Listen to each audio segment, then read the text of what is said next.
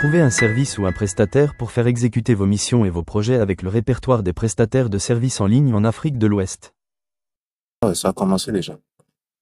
J'espère que vous allez bien, que vous passez un très bon moment. Euh, Nous allons continuer dans la série de l'annoncer des vidéos qui sont produites pour présenter la plateforme. Je ne sais pas si vous avez vu la dernière vidéo, en tant que client, on a rechargé notre wallet sur la plateforme. D'accord? C'est pour ça que le solde est actualisé ici. Ce qui pourra nous permettre de payer des services sur la plateforme et de payer des freelancers qui vont exécuter des missions qu'on aura publiées. Ça, c'est en tant que client. Et dans une vidéo précédente, on avait présenté la plateforme, euh, le dashboard du côté client. Dans la vidéo d'aujourd'hui, nous allons présenter le dashboard du côté freelanceur. À quoi ça ressemble quand vous êtes dans le dashboard en tant que freelanceur. Sur ce, je vous avais dit que dès qu'on se connecte la première fois sur son dashboard, on est en mode client d'abord. Donc, pour passer en mode, euh, en mode prestataire, vous venez juste ici et vous faites switch account. Ça veut dire changer de compte. D'accord?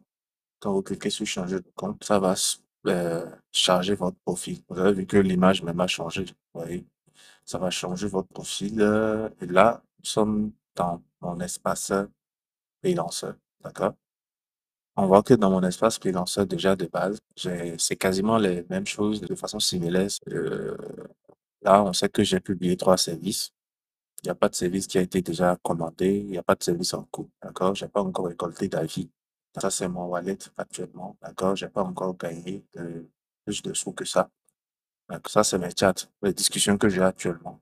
Et ensuite, ça, c'est mes services les plus consultés, les services que j'ai publiés qui sont les plus consultés. Donc là, en tant que freelanceur, genre, vous êtes graphiste, monteur vidéo, développeur web, community manager, etc. C'est votre espace comme ça de travail.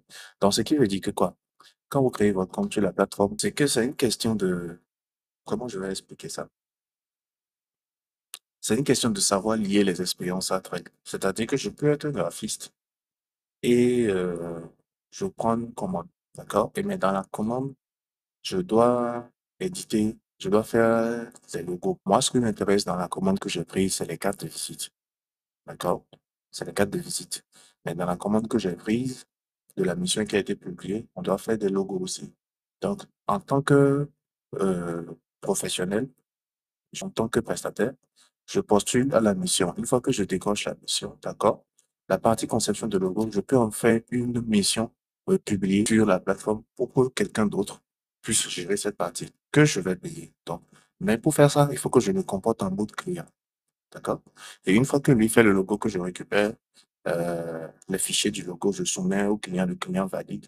Moi, je peux continuer le reste du travail là maintenant. Donc, quand vous devez réagir comme un client, vous avez votre espace. Quand vous devez réagir comme un freelanceur, vous avez votre espace. Il y a des gens qui sont purement freelanceurs, d'accord? L'espace client ne va jamais les intéresser parce qu'ils sont là pour gagner de l'argent. Il y a des clients purs, d'accord? Ils n'ont pas de service à proposer, ils ont des services à publier pour qu'on fasse exécuter, d'accord?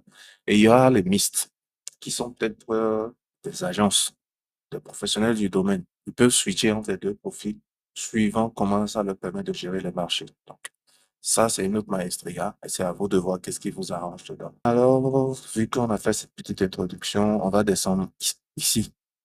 Le même protocole que comme la partie client. Vous descendez ici, vous descendez dans Setting et vous venez configurer votre profil. Même principe, d'accord? Même principe, photo de profil, photo de couverture, les dimensions sont précisées, d'accord? Les dimensions sont, ouais, je pense que oui, les dimensions sont précisées, d'accord? Les dimensions et le format JPEG, PNG, d'accord? Je vois aussi GIF animé, franchement. Non affiché, d'accord? Votre position, d'accord? Votre présentation. Moi, j'ai fait une présentation. N'hésitez pas à accélérer le process en donnant, c'est que vous pouvez donner les vraies informations. Vous allez dans ChatGPT, vous donnez vos vraies informations en désordre, d'accord? Maintenant, je pense que sur WhatsApp aussi, il y a la saisie vocale. Quand vous faites la saisie vocale, WhatsApp saisit le test. Donc, vous pouvez aussi vous envoyer un message WhatsApp en saisie vocale.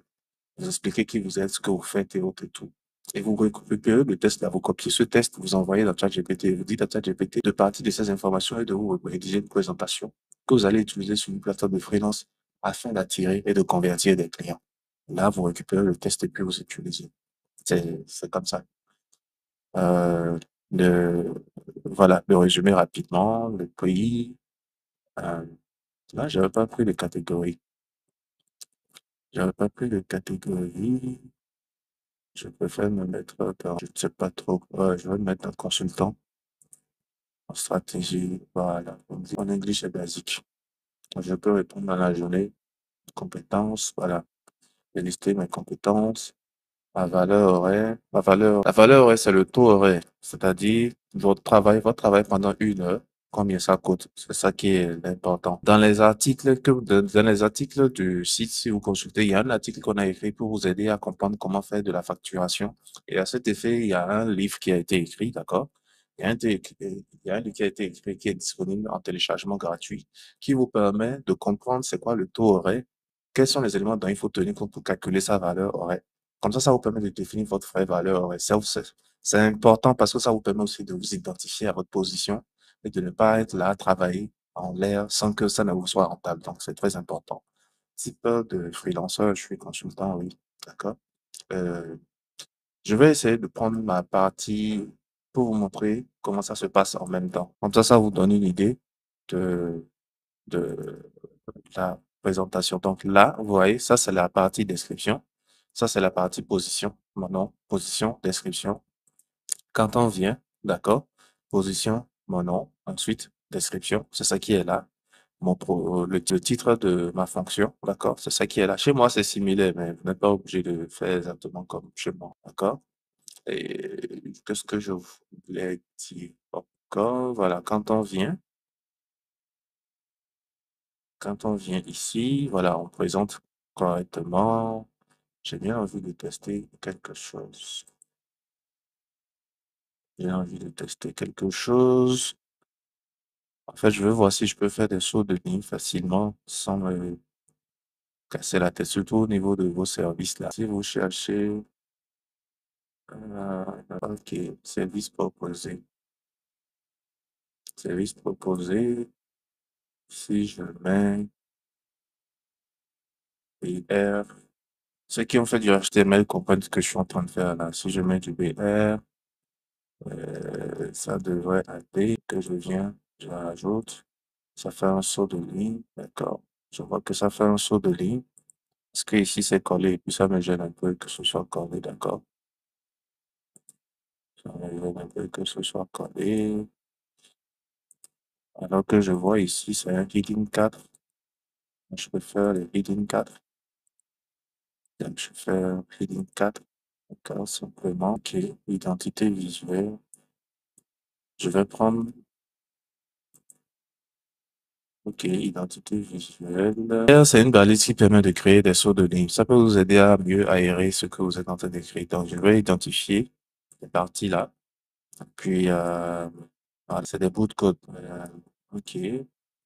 Donc, consultant stratégie business, d'accord. Voilà, anglais basique, mes skills, mon expérience, d'accord. J'ai présenté, vous cliquez juste sur ajouter. En fait, c'est ça. Vous cliquez juste sur ajouter expérience. Et quand vous descendez, vous donnez votre expérience. Ça, je vais laisser ça vide. La date de départ, la date de fin, qu'est-ce que j'ai fait dans l'entreprise. C'est ce que je fais. Par exemple, si je viens sur ça, est-ce que je peux modifier? Si je clique, vous voyez. Pourquoi j'ai mis yes? Je sais pas pourquoi j'ai mis yes. Ici, par exemple, je n'ai rien mis, d'accord? Par exemple, ici, consultant édition multimédia, agent de production. Moi, j'ai mis ma fonction et l'entreprise en même temps ici, 2022-2025. Et j'ai expliqué un peu ce que je faisais là-bas. Donc, c'est comme un mini CV. Une fois que vous avez fait la partie CV, vous faites la partie éducation. Cinéma, TV, Bac+3, d'accord? Si je clique, le degré, l'institut, l'intervalle.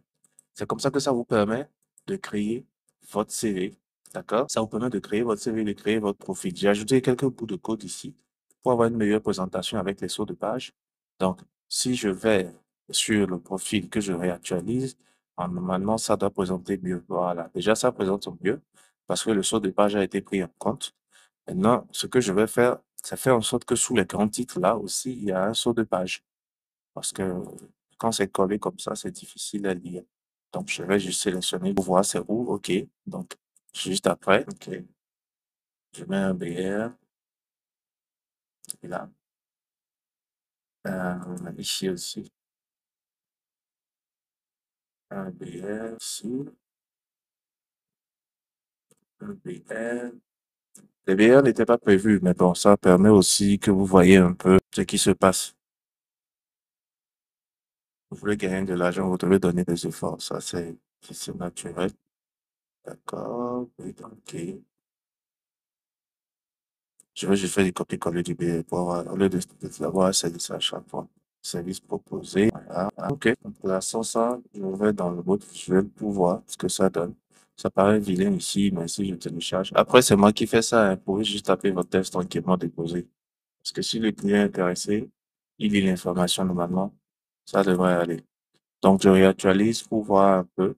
D'accord, là, je vois, vous voyez, là, il y a saut de page, tranquille. Vous voyez, là, en fait, ça permet que ce soit plus facile à lire, quoi. Tout ça juste en modifiant les sauts de page. Parce que si vous faites juste le saut de page habituel qu'on fait, apparemment, ça ne prend pas. Donc, c'est pour ça que je suis allé dans le code que j'ai rajouté PN. Bon, là, on a fini la présentation, d'accord. On a fini notre présentation lorsqu'ils ont été précisés. Le, La partie où on a mis, ok, c'est la partie FAQ là qui est là comme ça. Je sais même pas à quoi ça sert. Donc voilà, éducation, expérience, tout a été présenté, d'accord. Ensuite, il y a les services, il y a les portfolios. Mais une fois qu'on a configuré ce qu'on a fait ici, une fois qu'on a configuré le profil comme la dernière fois, d'accord. Si c'est dans le même compte, normalement votre identité a été déjà vérifiée parce que c'est à partir du même compte, que ce soit client ou freelanceur, que vous vérifiez votre identité. Je vais d'abord vérifier aussi les moyens de paiement. OK, c'est parfait. C'est parfait. Burkina, numéro de téléphone, d'accord. Avec le pays et le numéro de téléphone, on peut déterminer le réseau ou l'opérateur mobile pour effectuer les paiements. C'est déjà bon. Et comme setting, je vous avais déjà expliqué cette partie, donc pas besoin de faire quelque chose ici. Vérification d'identité. Donc, à partir comme c'est à partir du même compte qu'on a le profil client, le profil freelanceur, normalement, le compte a été déjà identifié. Donc, c'est comme ils nous disent là, you have already. Donc, c'est bon. Alors, une fois qu'on a fini cette partie, je vais aller sur euh, le dashboard. Généralement, je fais la présentation d'ici. Une fois que la présentation d'ici est finie, vous voyez le fait que j'ai consulté mon profil tout à l'heure là, vous voyez, 21 mars. Nous sommes le 21 mars aujourd'hui. À l'heure où je tourne, nous sommes le 21 mars. Donc, du coup, ça a montré que quelqu'un vient de consulter votre profil. Mais bon, c'est moi-même. Mais l'avantage ici, c'est que ça vous montre votre popularité au fil du temps. D'accord? Donc, my proposal, c'est-à-dire mes devis. C'est-à-dire que quelqu'un a publié une mission et moi, en tant que freelancer, j'ai proposé un devis. Je n'en ai pas encore fait. D'accord? C'est pour ça que c'est vite. Des projets qui ont été proposés et qui m'intéressent, que j'ai mis en favori pour pouvoir consulter après. J'ai pas encore fait. Des clients que j'aime bien, la philosophie que je suis. Non, j'ai pas encore fait. Membership. Une vidéo a été dédiée à ça pour les explications, normalement. Donc, vous deviez pouvoir comprendre. Là, actuellement, je suis sur le plan starter. D'accord? Je suis sur le plan starter. Euh, Normalement, si je me mets, oui, je suis sur le plan starter de base. Je peux publier jusqu'à 3 services. Ils sont valides. J'ai 10 unités. Service. Ce qui va se passer, c'est dès que je vais vouloir publier là, c'est là que ça va se passer. Il vous attribue ce package-là. D'accord? Je vois que pour moi, on va finir.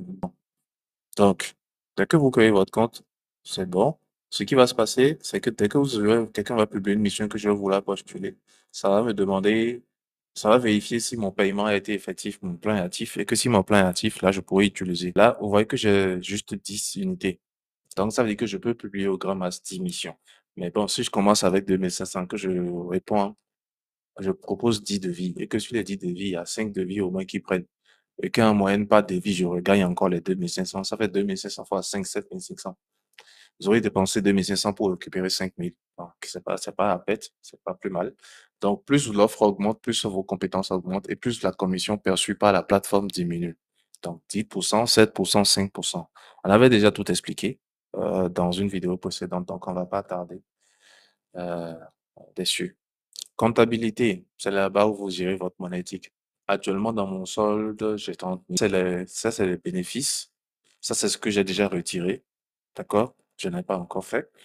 Pending clearance, ça, c'est les sous qui sont en attente que vous allez décaisser. C'est-à-dire que quand un client va vous payer votre service et qu'il va effectuer le paiement sur la plateforme, il va faire le paiement et dans votre compte, cette partie-là ça va s'actualiser. D'accord? Ça va s'actualiser et ça va permettre que vous sachiez qu'il y a tel nombre de sous en attente. Et quand vous allez finir de faire le travail que le client va valider, ça va passer en disponible pour retrait. D'accord? Donc, essayez de comprendre ça comme ça et on va avancer. D'accord? Donc, pending clearance, c'est que c'est en attente de décaissement. C'est votre argent, mais c'est en attente de décaissement. C'est votre argent parce que le client a effectué le paiement, mais c'est en attente de décaissement. D'accord? Là, c'est le revenu net. Cette partie-là, c'est le revenu net, c'est-à-dire que ça calcule ce que vous avez gagné en brut. D'accord? Ça calcule ce que vous avez gagné en brut. Payout, c'est ce qu'on a. Deposit wallet, c'est si l'argent dans mon portefeuille, mais là, il y a déjà, quand je veux demander un retrait, je pense que je l'avais déjà expliqué. Donc, pour le moment, j'ai pas besoin de faire un retrait. Mais dans la vidéo précédente, je vous avais déjà montré comment ça se passe. Invoice, j'ai pas encore fait de deal. Donc, la seule facture que j'ai, c'est mon dépôt. C'est un reçu. Chat dashboard, c'est mon espace où je discute avec les gens. Bon, je discute déjà avec celui-ci, je crois. Je pense que c'est un autre prestataire de service. J'ai pas encore de plainte email, donc ça va. Donc, je pense qu'on a fait le tour. On a fait le tour d'horizon du service. Donc, ce qui me reste à faire, vu qu'on a présenté les clients, on a présenté les freelanceurs, ce qui me reste à faire, c'est peut-être que dans une prochaine vidéo, je vais publier une mission, d'accord? Et je vais voir si quelqu'un peut postuler à cette mission-là pour qu'on suive. Je vais demander à cette personne de permettre qu'on puisse suivre en même temps l'évolution. Quand il fait le travail, quand il m'envoie, si c'est bon, je corrige, je donne des corrections, il corrige. Si c'est bon, je valide. Si c'est bon, une fois que c'est validé, je décaisse son paiement. Si on peut faire ce processus jusqu'à ce qu'il récupère ses sous, guys, on aura fait quelque chose. Donc voilà, je pense que c'est parfait. On a fini pour cette vidéo. Sur ce, passez un bon moment et n'hésitez pas à nous revenir dans les commentaires s'il y a des questions ou s'il y a des parties que vous n'avez pas compris. Le plus simple souvent, c'est de prendre le minutage correct de la partie pour vous pointer le minutage et puis vous poser votre question. Tout de suite, ça nous permet de voir que votre question concerne tel ou tel endroit, ou tel endroit. Bye bye. Trouvez un service ou un prestataire pour faire exécuter vos missions et vos projets avec le répertoire des prestataires de services en ligne en Afrique de l'Ouest.